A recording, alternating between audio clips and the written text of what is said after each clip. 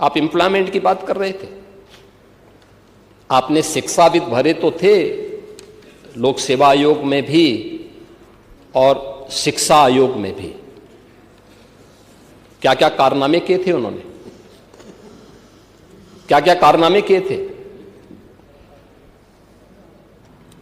जो high school 3rd division था, intermediate 3rd division था, आयोग का अध्यक्ष हो गया था। जो उसका अयोग्य, जो उसके लिए एलिजिबल नहीं था, उसको आपने आयोग का अध्यक्ष बनाया था। और क्या क्या गुल खिला रहा था। यूपी के नौजवानों के साथ खिलवाड़ इस समाजवादी पार्टी से ज्यादा किसने किया है। आज मैं कह सकता हूं, भर्ती जितनी पारदर्शिता के साथ हुई है, 8.25 वर्ष सरकार को होने जा रहे हैं, कल 8.25 वर्ष सरकार को होंगे पांडे जी, और 8.25 वर्ष में 9 लाख सरकारी नौकरी उत्तर प्रदेश के नौजवानों को बिना किसी घूसखोरी के प्राप्त हो जाए। ये पहले कभी नहीं हुआ, कभी नहीं हुआ। अभी आपने देखा होगा, और मैं तो आपसे भी कहूंगा, अभी हाल ही में हम लोगों ने 60,244 पुलिस कार्मिकों की भर्ती की थी, आरक्षी भर्ती की। सिद्धार्थनगर जनपद के बहुत सारे नौजवान हुए थे। आपको बुलाना चाहिए था अपनी विधानसभा के नौजवानों को, उनके परिवार के सदस्यों को बुलाते, उनको सम्मान देते, अच्छा रहता। क्योंकि आप उनके चुने हुए प्रतिनिधि हैं, आपको बुलाने का अधिकार है। क्या इससे पहले कभी हुआ?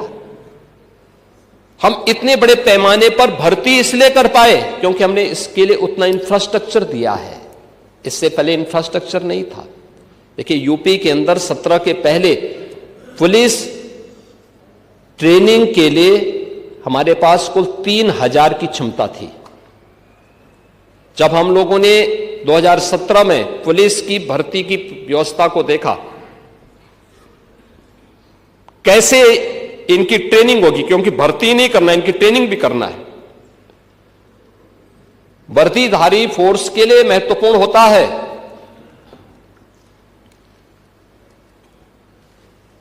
कि जितनी अच्छी ट्रेनिंग होगी, यानी ट्रेनिंग के दौरान जितना पसीना बहेगा उतना ही सेवा के दौरान खून नहीं बहेगा।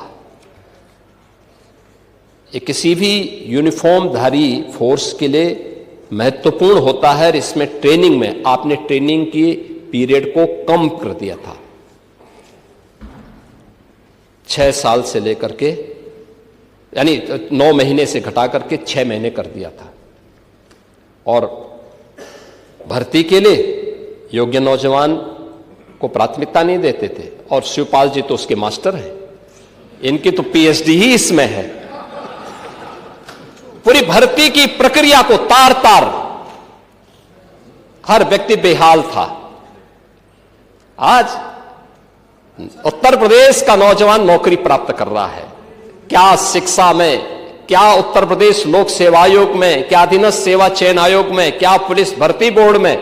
और भर्ती की इस प्रक्रिया को ही पारदर्शी बनाने के लिए हम लोगों ने हरेक स्तर पर उस प्रकार के तंत्र को विकसित किया है। और इसीलिए शिक्षा आयोग में भी उत्तर प्रदेश के रिटायर्ड डीजीपी को बिठाया है कि जैसे माफिया की कमर तोड़ी गई है, नकल माफिया की कमर को भी वहां बैठ करके ऐसे तोड़ना है। क्योंकि नकल माफिया आदत तो आप लोगों ने खराब की थी, लेकिन उनकी आदत को सुधारने का काम, क्योंकि जब भी कोई हैंकड़ी दिखाता है तो उसकी हैंकड़ी को ठीक करने का काम भी सरकार का होना चाहिए। और यही हमारे पद की शपथ भी है। एक सज्जन को सुरक्षा, लेकिन दुर्जन को ठिकाना लगाने का काम। परित्राणाय साधूनाम विनाशाय च दुष्कृताम, यही तो है। और इसी के लिए बैठे हैं, भजन करने के लिए थोड़ा बैठे हैं। भजन करना तो हमारे पास मठ पर्याप्त है, उसी में कर लेते हैं।